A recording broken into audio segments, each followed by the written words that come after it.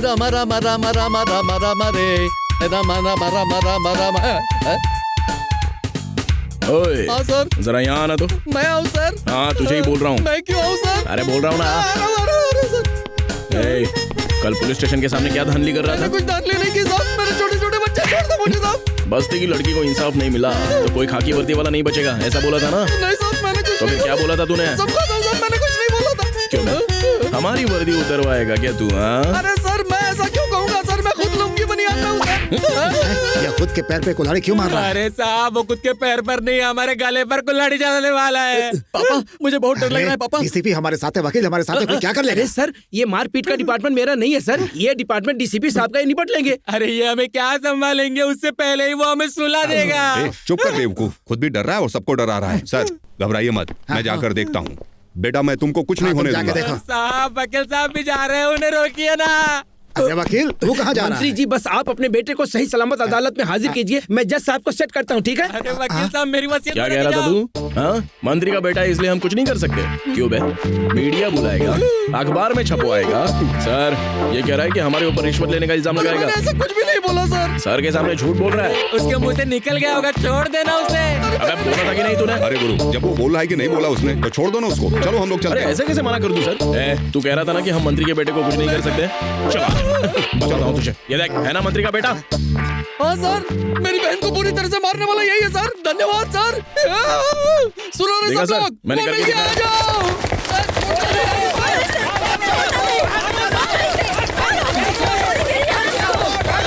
पापा मुझे बचा लीजिए, ये लोग मुझे जान से मार डालेंगे। अरे क्या हो रहा है ये? देखो सब लोग शांत हो जाओ, मैं एक ही बार वार्निंग दे रहा हूँ। अरे अरे क्या कर रहे हो? नीचे उतरो। मेरे बच्चे को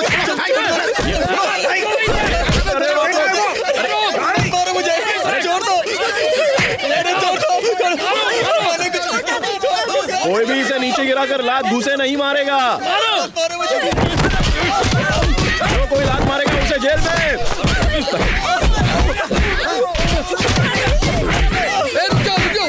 रुक जाओ। अरे सुला के मारेंगे तो सो जाएगा, सुलाना नहीं रुलाना है इसे। मेरी बहन से बदतमीजी करता है, आज इसको भी मजा चखा दो। कमीने, आज तेरी लाश जाएगी यहाँ से। मारो। अरे छोड़ो मेरे बेटे को। तुम उसे छोड़कर आपको मारने लग जाएंगे। अरे साहब मत जाइए, जिंदा नहीं बचेंगे आप साहब। हिम्मत ये हमारे बच्चियों को छेड़ेगा? सारे गांव वाले मिलकर आज तुझे चीर देंगे। आइंदा से हमारी बेटियों पर नजर उठा के देखने की कोशिश किया तो मारेंगे। कोई भी जोश में आकर लड़के के हाथ पर बिल्कुल नहीं तोड़ेगा।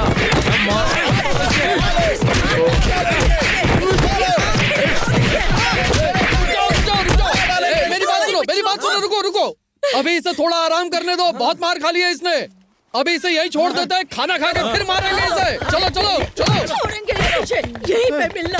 हाय हाय मेरी बेटी। है इंस्पेक्टर, अदालत में ले जाने के बजाय तो बस्ती में क्यों लेकर आया? मंत्री जी मैं अपनी जबान का बहुत ही पक्का हूँ। मैंने आपके बेटे को छुआ क्या? हाँ डीसीपी साहब आप बताइए। सर मैंने इसे हाथ लगाया क्या? बताइए आप।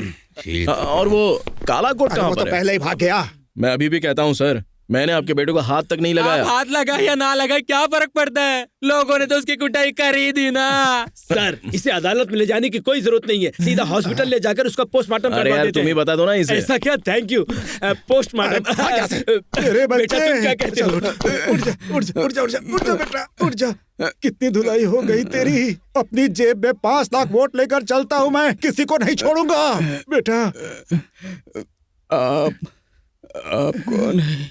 हे भगवान। उसे ले जाकर अगर मैं लॉकअप में डालता तो या तो वो 1 दिन में या फिर 2 दिन में छूटकर सीधे बाहर आ जाता। इसलिए बस्ती वालों के हवाले कर दिया। उनको भी मारने का सुकून मिल गया और मैंने अपना वादा पूरा किया। आज के बाद वो लड़की की तरफ देखेगा भी नहीं। I love you Divya. आप लोग बैठ जाइए। सर ये लोग एजुकेशन डिपार्टमेंट के इंस्पेक्शन ऑफिसर हैं। अबे बेवकूफ, 50-60 करोड़ खर्च करके कॉलेज खड़ा किया है, बच्चों के एडमिशन भी हो चुके हैं। अब बीच में आकर 10,000 नुक्स निकालोगे तो क्या कॉलेज में ताला मार दे हम लोग? मामला अगर तुम लोगों तक ही होता तो संभाल लेता, लेकिन इसकी खबर बड़े भाई को मिल गई है और उन्होंने फोन करके मांडवाली करने को कहा है। इस पे दस्तखत करवा लो और इनको जो चाहिए देकर मामला खत्म करो। शट अप, अनपढ़ कहीं के। सरकार के इजाजत के बगैर कॉलेज चलाना जुर्म है, ऊपर से रिश्वत दे रहा है। ऐसा क्या है तुम्हारे कॉलेज में? हाँ, कॉलेज की बिल्डिंग सेफ है क्या? कंप्यूटर है क्या? लैब है क्या? या फिर पढ़ाने के लिए अच्छे प्रोफेसर हैं? लाखों रुपए डोनेशन लेके गरीबों को लूटते हैं। भूलिया तो देखो, ये लोग कॉलेज चलाएंगे क्या? बच्चों के भविष्य के बारे में तुम लोगों ने कभी सोचा है क्या? LKG से लेकर एक बच्चा जब ABCD लिखना शुरू करता है तो तुम लोग पढ़ाई को अपना बिजनेस बना लेते हो।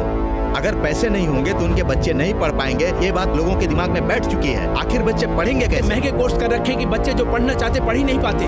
बस इसी तरह की लूट को खत्म करने के लिए हमें एक्शन लेने के लिए हमें स्पेशल ऑफिसर बनाकर भेजा गया है। बात तो सही है। तो जैसा ये कह रहे हैं कॉलेज बंद कर दो तुम। क्या बोल रहे हैं अरे सर? बोल दिया ना, चिल्ला क्यों रहे हो?